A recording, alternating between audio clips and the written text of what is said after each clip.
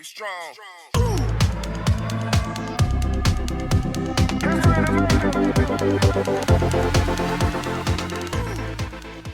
Hi, welcome to another episode of Handstandtalk. And today the interview is going to be done in English because we have a foreigner invitational. So we will be speaking with a CrossFit athlete, CrossFit coach, principal nutrition level 1, and I'm sorry, CrossFit coach level 2. It's important. YAEL Hayes. How are you, YAEL? I'm really good. Thank you. I'm excited to be here. Thank you for accepting the invitation. We follow each other for some months now, and we were trying to to make this interview for some days now, but finally we got the chance to do it. And thank you for being here and for your availability on your rest day. Well, not that rest, not rest. Yeah. Let's not overdo it. Yeah. I think that guys that or people that really do CrossFit as a lifestyle, they never have a full rest day. The day that they do nothing, it's always something to do. It's always a run, cycle run. Yeah, I mean, on my if it's a full rest day, I will still do like regenerative yoga or mobility work generally. Like, yeah, it's never completely nothing. I would go crazy probably. So you are currently on the other side of the world in Thailand. I am. We have a few hours difference. Yeah, let's talk about yourself. Let's start from the beginning. Let's talk about your childhood. How it was sports related, especially until now, until you have become a CrossFit athlete and a CrossFit coach. Yeah, where to begin? Well, I was funnily enough, I wasn't a sporty kid.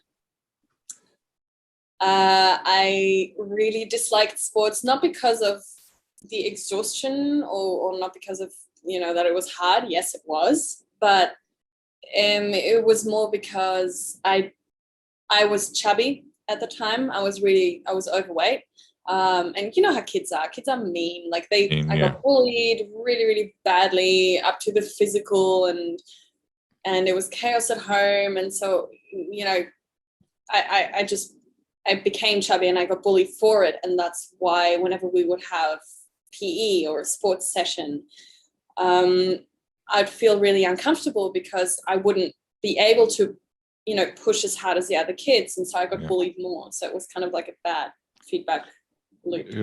I was not, I wouldn't say that I was bullied. I wasn't, but kids made fun of me because I was, and I am really tall, and I was really skinny. Oh, okay. I was the opposite. I was a really, really skinny kid. Yeah. It's everything that's everyone that's different. It's always, and then you understand later that it's these kids only act that way because they have their own problems or, I mean, nobody who's in the clear with themselves will put you down, they will try and raise you up. But if somebody has problems at home or, things they're dealing with, then they'll just try to find someone to let it out on. And that unfortunately, apparently. Yeah. So, and what point in your life you look at yourself and you notice I must change something? What can I do to change, or what will I do to change?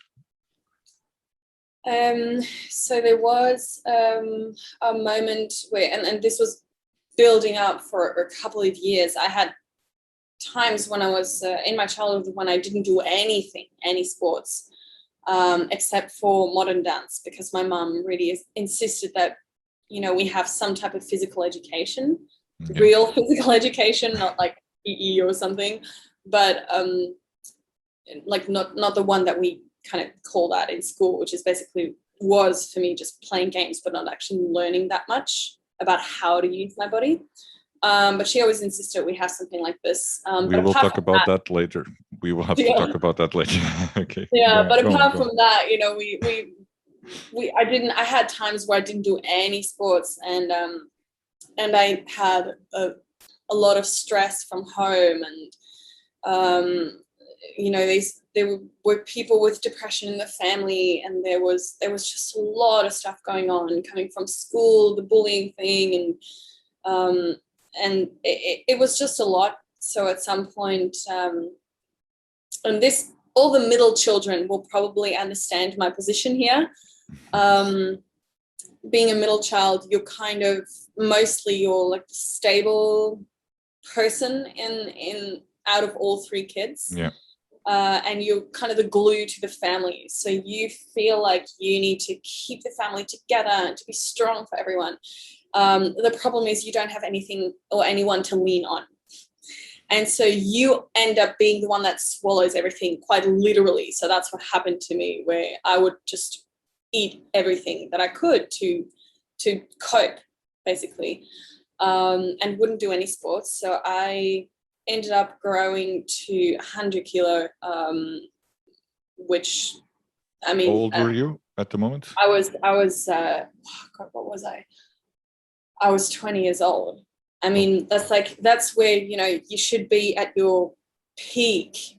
Yeah. When it comes to, you should be fit, you should be healthy, you should be ready for life. And it really does affect people very, very powerfully on a psychological level if that is not the case. If you feel the potential and you just wish someone would see it, but you're just not there, it's just not your reality, and you have to cope with that.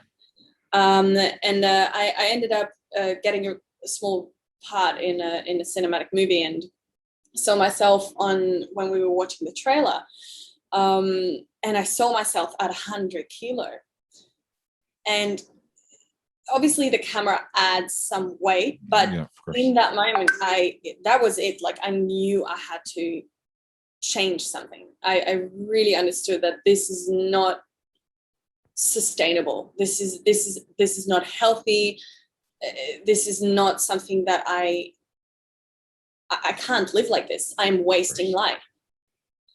And I really felt empathy for my body, weirdly enough. Like, I didn't feel any hatred or anything like this. I actually felt empathy for how much my body has been through, and that I really want to give back to it now, that I really want to take care of it now, because it's been through everything for me, and I didn't even have to think about it. It was just functioning.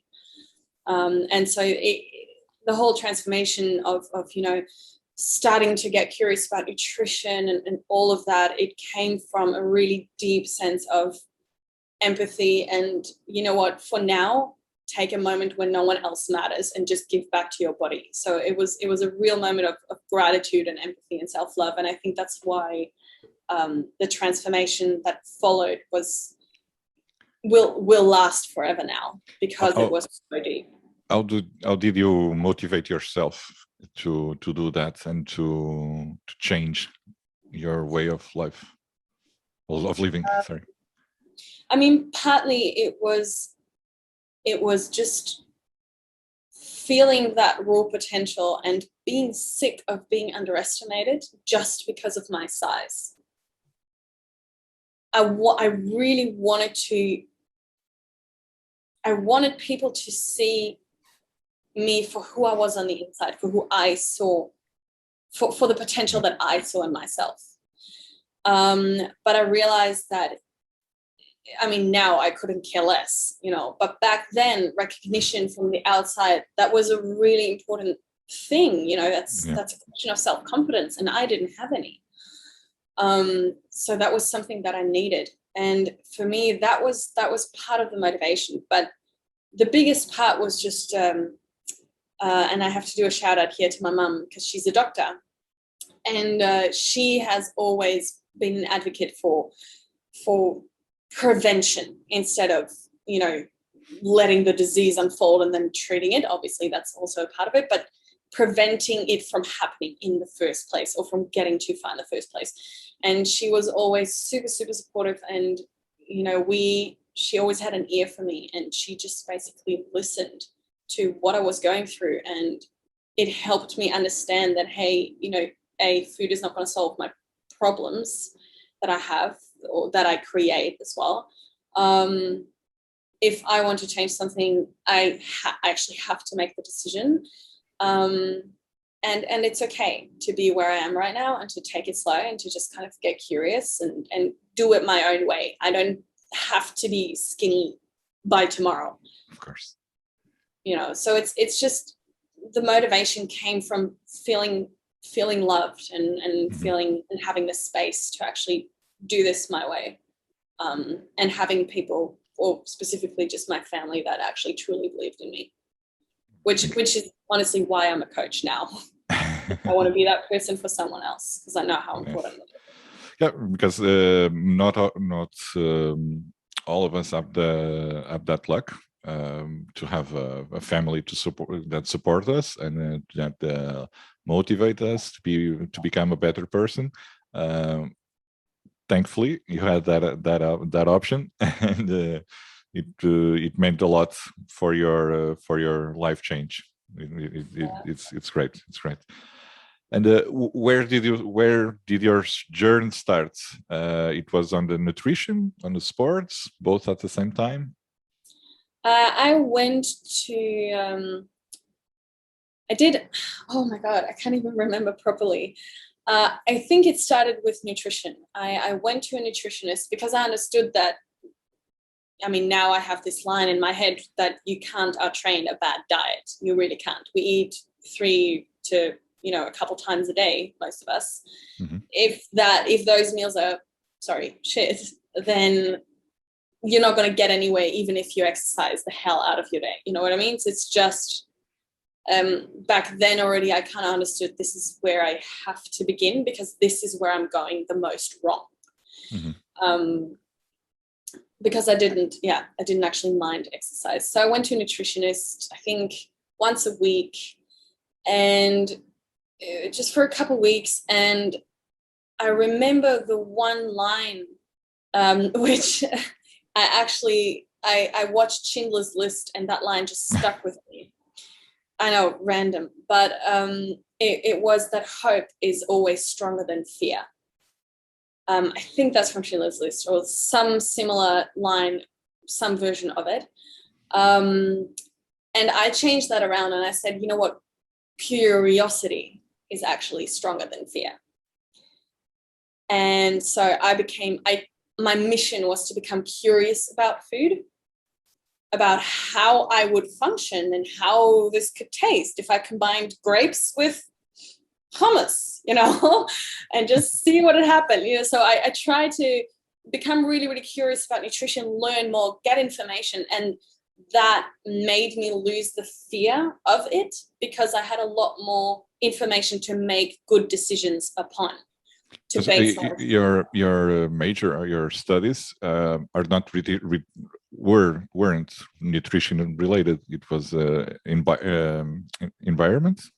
I was environmental engineering, yeah. Yes. But I did somewhat specialize in sustainability and sustainable nutrition. So there was a big part of that still kind of tied into it. Yeah. Okay. But yeah, no, it wasn't my main thing. And those experience, those mix of food, it was something that your nutrition advised you to, or it was something that you start to looking at yourself. I can do this by myself. This is what I like. This is what I feel that is more helpful for my objectives. I think I did bring a lot of interest to the table on my own. She gave me kind of a couple open the door paper, and she gave me the basis. You know, she gave me a couple of facts that jump-started my curiosity. And I was like, wow, I did not know that. You know, for example, that a liter of orange juice has as much sugar in it as a whole bar of chocolate. Like, I did not know that. That is appalling if you think about it. It's appalling. So, you know, things like that. She just gave me these 2 or 3 sheets of paper, but it jump-started my curiosity. And that's when I kind of took over and made it my own thing. And she gave me these tips and kind of these tasks for the first couple of weeks, you know, on how to progress. So, for example, in the first week, I cut out all sugary drinks completely, and I actually haven't touched any of them since. Like, it's been, I don't know, it's been a while, 9 years. Amazing. But I have not touched like any of that since, and I feel so much better for it. Now, obviously, I would never do it because I know it's pretty much death in a bottle, but back then I didn't. But that was like the first thing, and that alone just had me lose 3 kilo in the first week. Nice. So just seeing that what I was actually learning had an effect on how I made decisions, and that had an effect on my weight and how I felt, that was really empowering. And so from then on, I got fired up and I got passionate. I got really curious about what I was actually putting into my body. And that's when it jump started.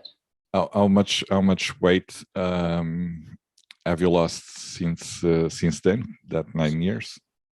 So my in how long did you took to lose or to become how you are today? So right now I'm about at 67, although 10 kilo of that is it's basically muscle now. So I'm at a body fat of about 13 or 12 or 13 now. Amazing. Yep. Which is awesome. I started at 27, so that's scary. Yeah, it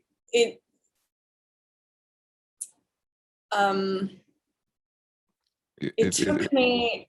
Oh God, it took me 7 months to lose 30 kilo. 7 months. 7 months. Amazing. Which, you know, some can argue it's slow. Some can argue it's really fast. For me, I didn't set it as a goal. I was just like, okay, I'm just going to go with it. I'm not setting a number as a goal. I'm not, you know, I'm just going to see where I can get with what I'm doing. So focusing a bit more on the process instead of like an end goal. I had a number in mind. I wanted to hit 70 kilo first of all, and then try and maintain, which I did. And so I maintained that for a good long while. It's like 5 years, 3 to 4 years, maybe 3.5 years, maybe. And then I actually found a boyfriend and we started CrossFit together. We're not together now, but we started CrossFit together. And I had been up to the point, this was a year into the relationship, up to that point, I had kept kind of training a little bit because I'd started to train, obviously, because I was seeing results. So I was passionate. I was training at home with these, you know, home videos like Sean T. I don't know if you know him, but, you know, some people would say that this is embarrassing, but I've just kind of adopted the thing that, hey, whatever works, you know, like nobody has the right to judge. Like whatever works, whatever's going to get you there. And it was working for and it worked. So we went into our very first on-ramp class in CrossFit and I completely wiped the floor with him. And I was like, okay, this is for me. This is good. I can do this.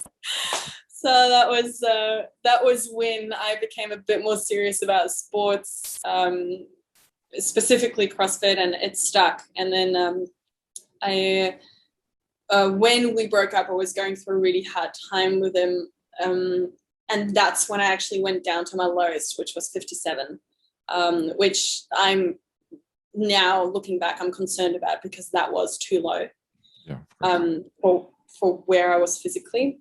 So now I've built up my fat percentage, so I would be at a good 60, and now I've built up the muscle to be 67, and that's actually something I'm really comfortable with. And it's the work is visible. Just looking at you, people can see that you have a lot of you are in great shape.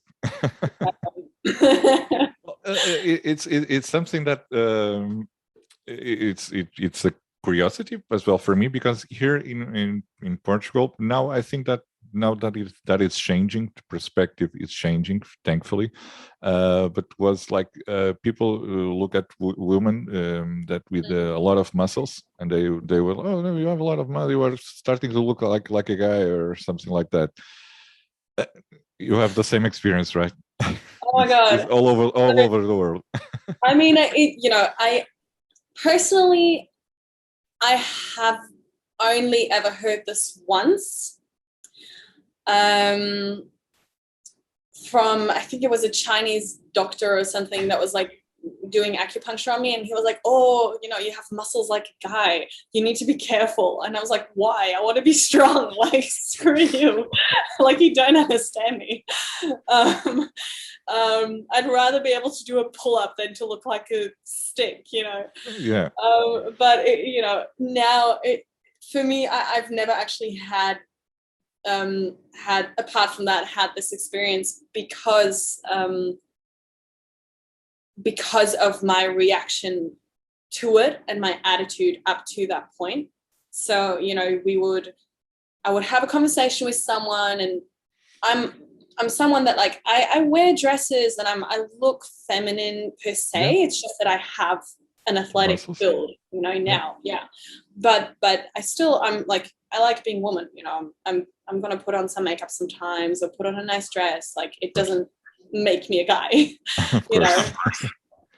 and so I come into these situations just as I am.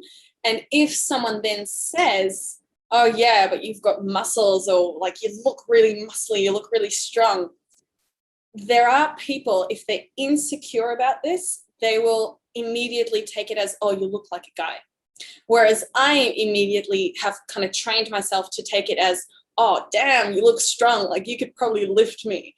That's cool, that it's a good thing. And so that's how I will respond. So I was like, yeah, mate, like, we work out, we have fun. Like, I could probably lift twice of what you deadlift, but that's fine. I'll wipe the floor with you, but that's fine. Outside of the gym, I'm really, really soft and nice. So it just kind of transform yourself when you are instead training mode. Oh, totally. You should see me on the floor. But instead of taking it immediately as like, you look like a guy or as something bad, I'll just take it as a friendly observation of all the work that I've put in, and that's something good. It's a good thing. It's a compliment. We were speaking before off, and we spoke about you are vegan, right? Yes. When did your vegan journey started? Or you were already before?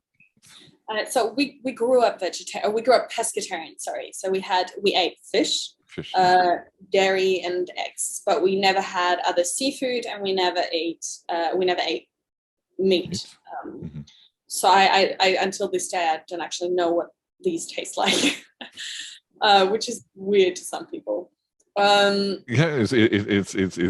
It's funny because when someone nowadays, when someone says, oh, never tried meat before, what?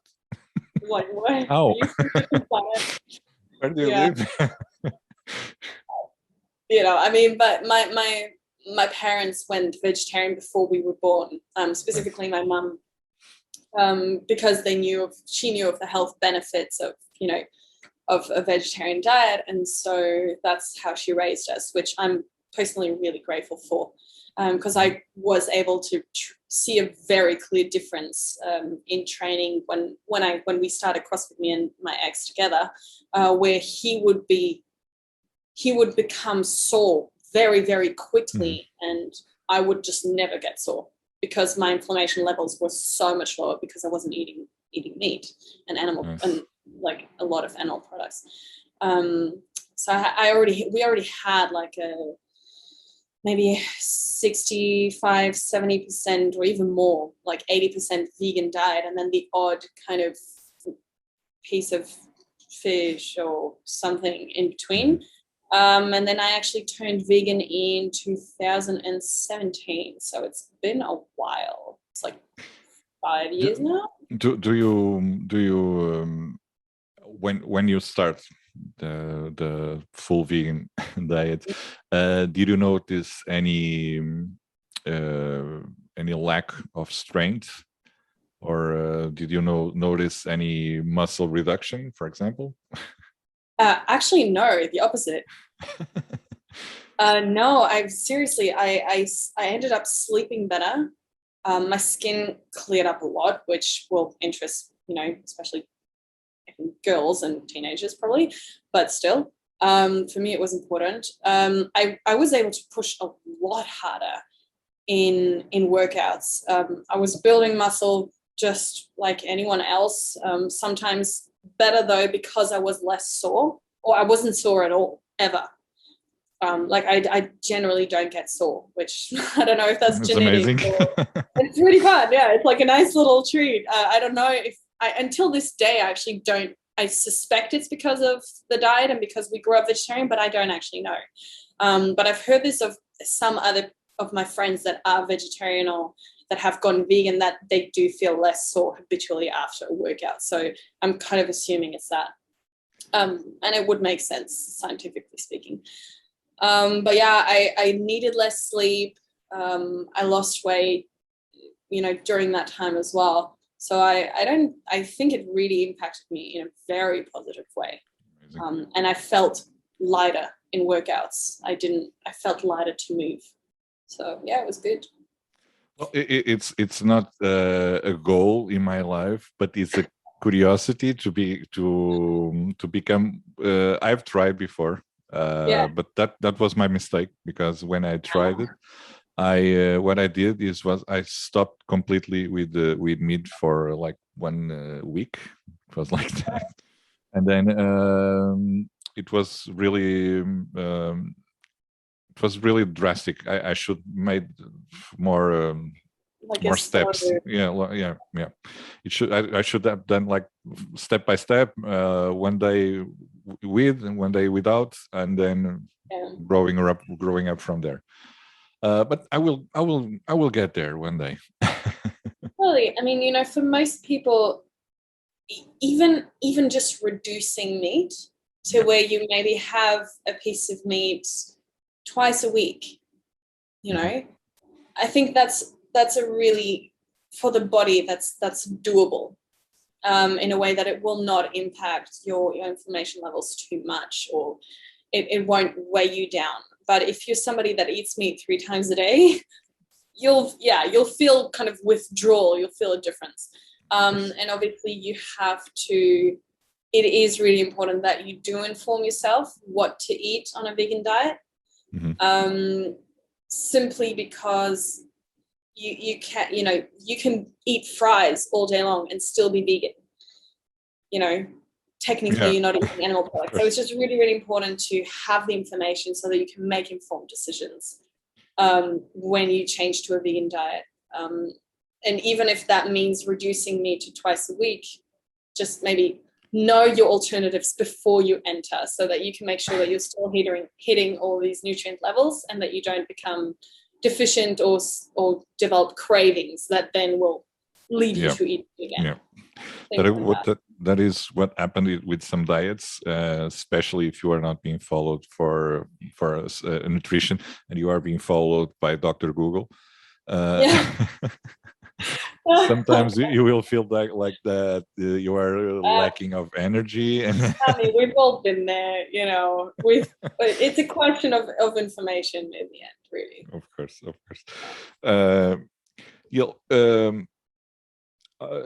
This is a curiosity of mine, but how many meals do you do by day? So for me personally, what works best is I do intermittent fasting. I actually like to train on an empty stomach first thing in the morning. So the maximum that I will have for breakfast, in a way, is a coffee, specifically 200 milliliters of coffee, and then like strong coffee, and then have about so my first workout generally will be about an hour and a half, 2 hours, 2.5 hours. It depends on the day, if I'm lifting or if I'm doing other things. But generally, Olympic lifting and weightlifting days are going to be 2.5 hour mornings. And then without eating nothing. Yeah, no, but I'm not hungry, and I don't actually need the food. Because I'm still kind of in that moment where I'm still trying to lose a little bit more body fat just to improve, to get to the next step of my performance, because that's kind of what's keeping me where I am now. And so, like, I'm happy with the way I look. It's totally because of performance, which is why I'm trying to do that. So that's the reason I also drink the coffee, but I could totally go without the coffee and just go train, and it would have a similar effect.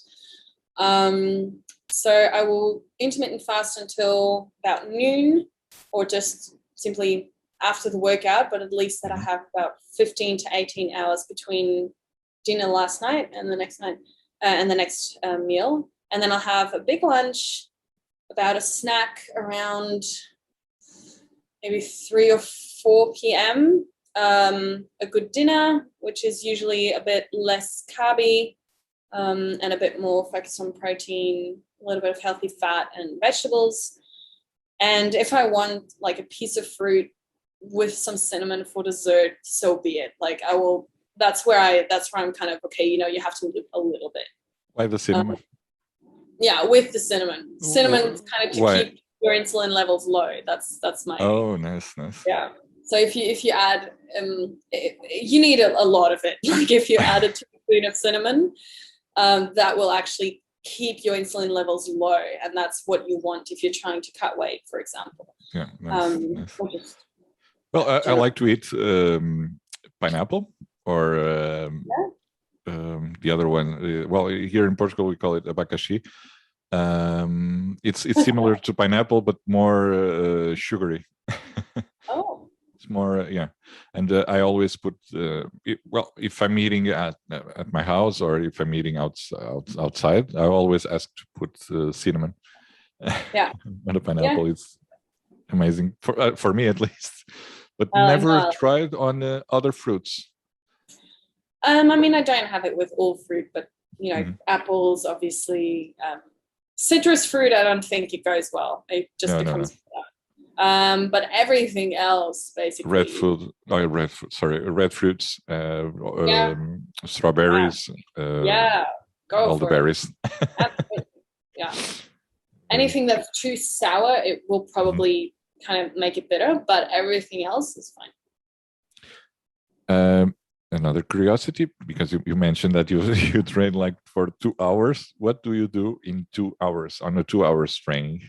And it's the only train that you do on that day, or you do more than one? Do you do 2 trains per day? How does your training schedule works? It depends on programming. Okay.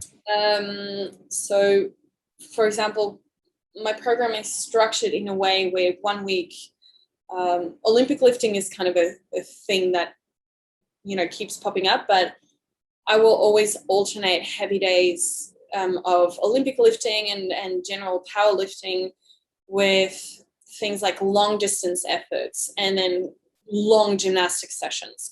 But for example, on a day where I have snatches and clean and jerks to do, like it'll, with the warm up, with the actual lifting, that alone will take an hour and a half to 2 hours, because I am building weight and I'm going heavy, but I am very heavily focusing on technique as well. So it is a workout. I'm lifting a lot of weight.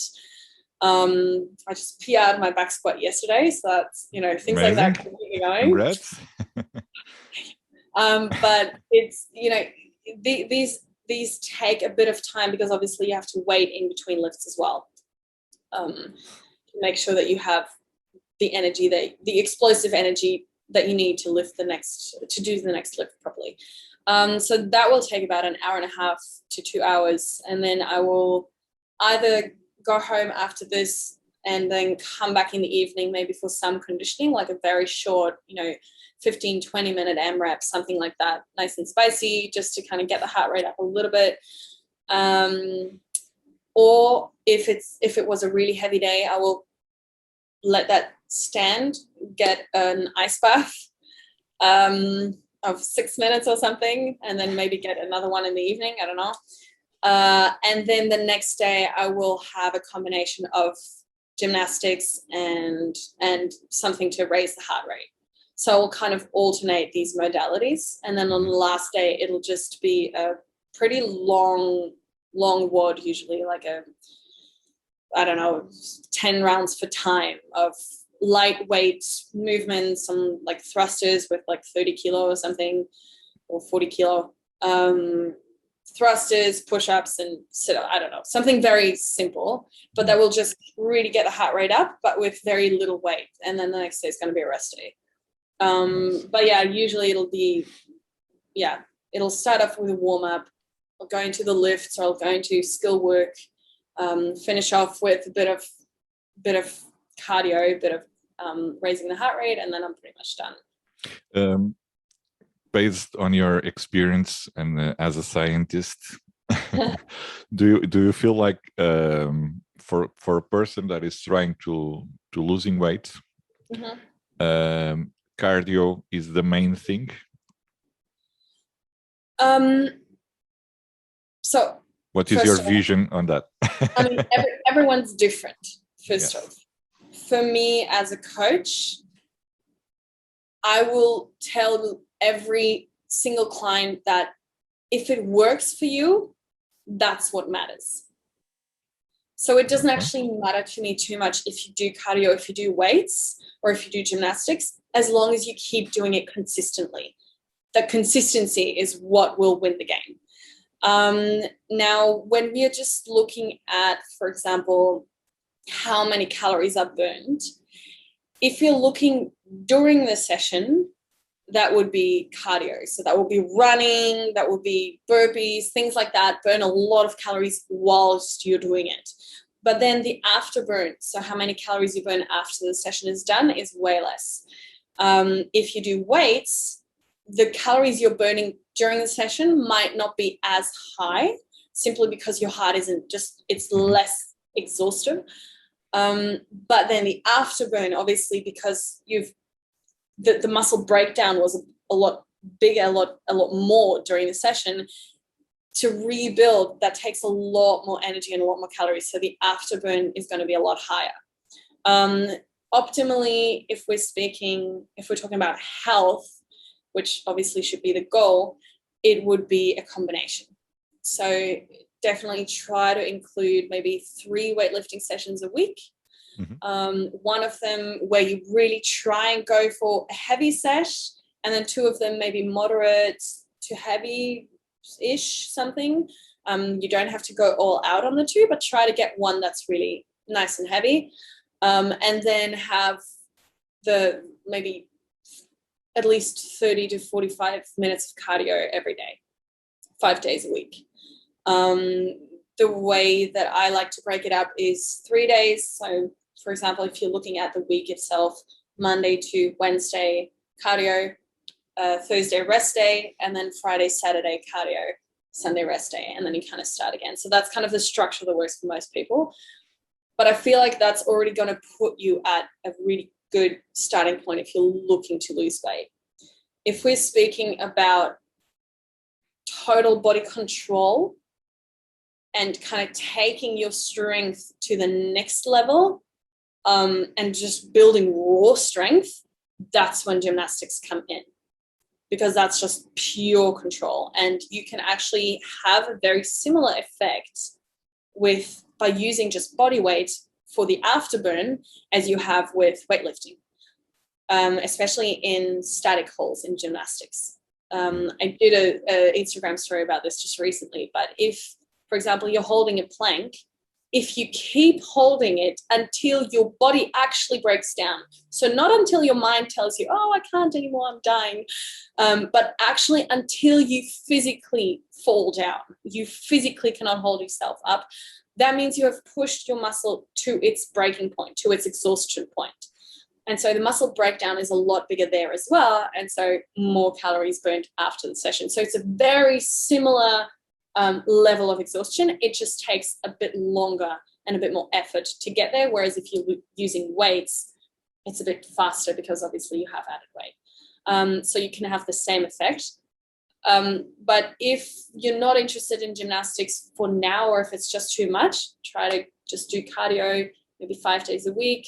Even if you start with 5 minutes a day, it's fine. It's just start somewhere and then build your way up, and then try and get a weightlifting or a gymnastics session, if you're into that, 3 times a week, and you'll be really, really good at a really good starting point.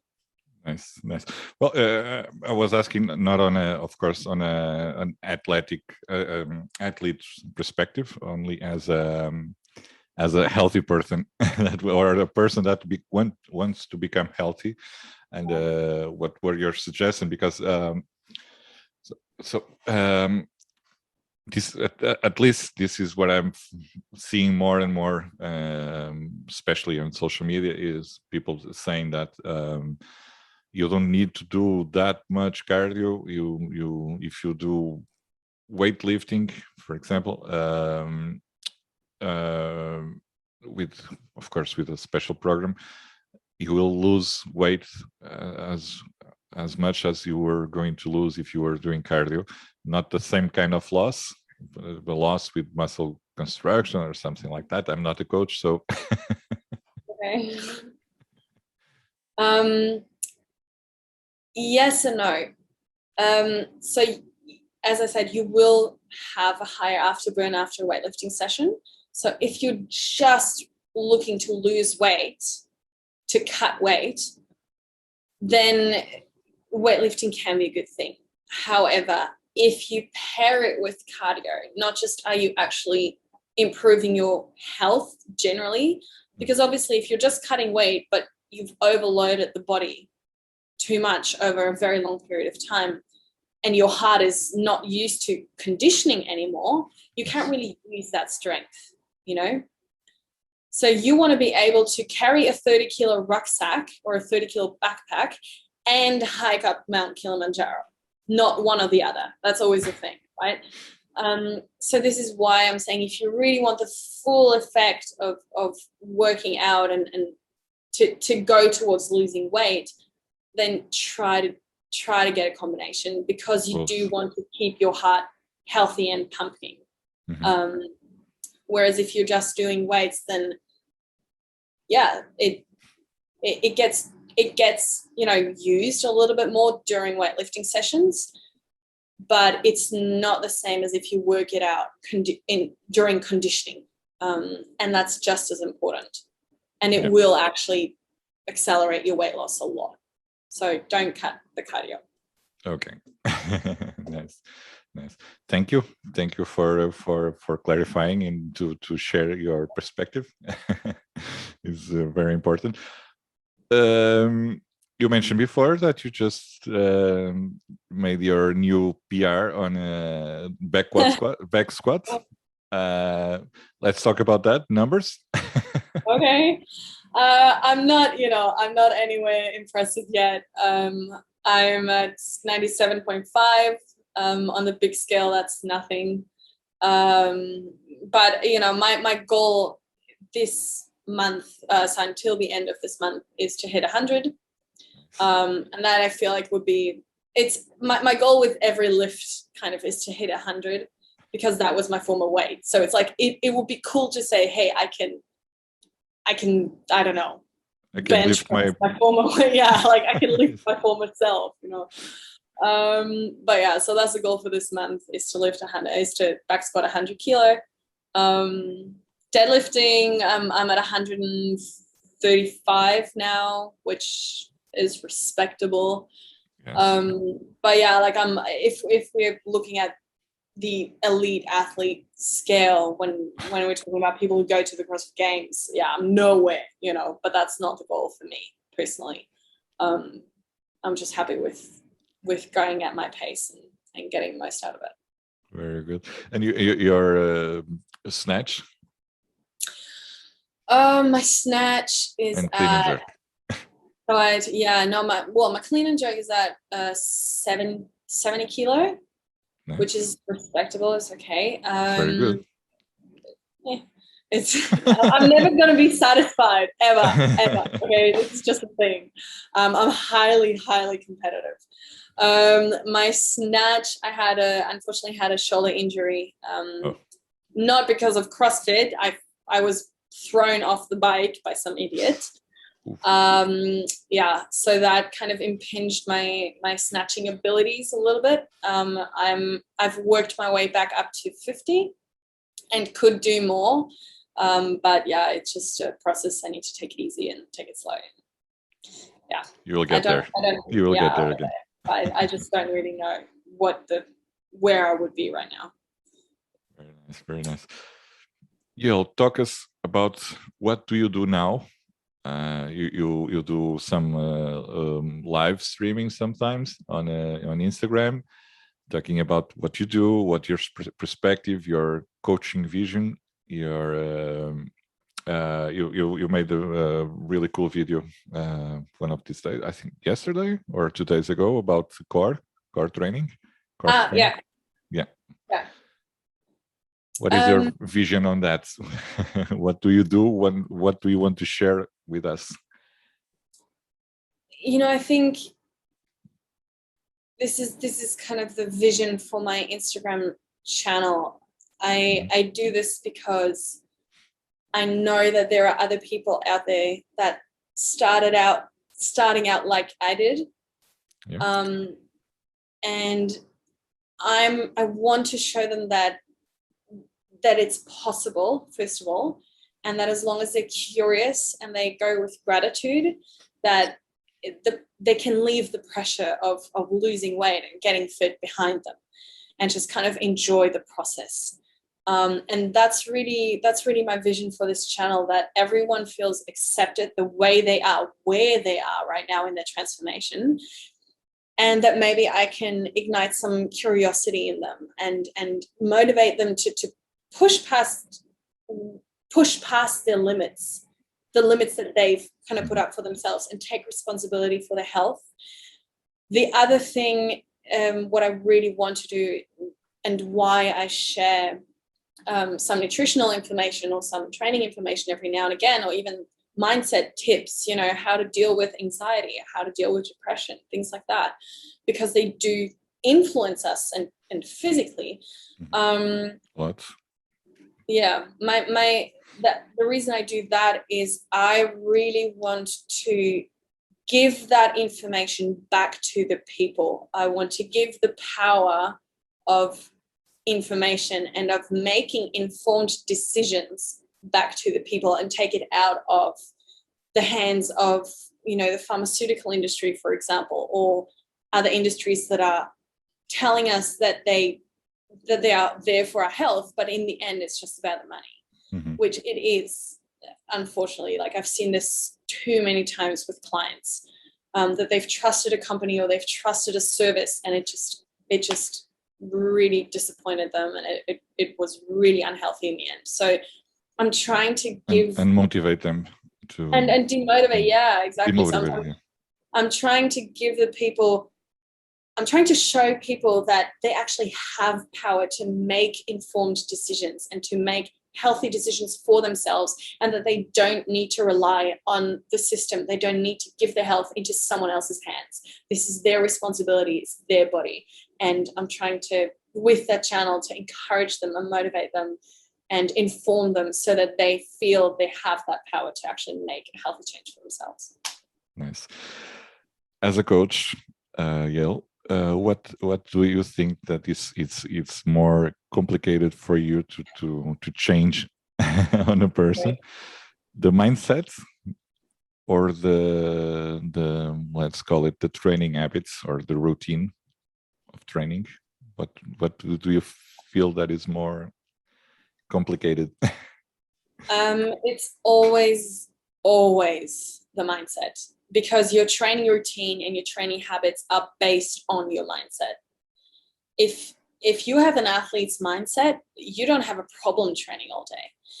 But if you have had physical trauma whilst you were training as a child, for example, somebody used to kick you or something. I had a client like that where he was forced to do push-ups, and he developed a fear of push-ups, you know, so, and that's mindset as well somewhere, you know, that's a mental limitation. And then we worked our way up, and he's doing push-ups great now, and he's really proud of it. But, you know, it's always based on the mindset, and fixing the mindset, unfortunately, takes a lot longer, but it will last forever. Yeah. So it's, even if it is more complicated, it is totally worth it, and it is absolutely where I would lay a focus on. Amazing. Thank you, Yael. I will not be taking more of your precious time. You're fine. It was fun. I want to say really thank you for the time that you took to do this interview and to be talking about a little bit about yourself. And let's hope that you do great as always with your new project.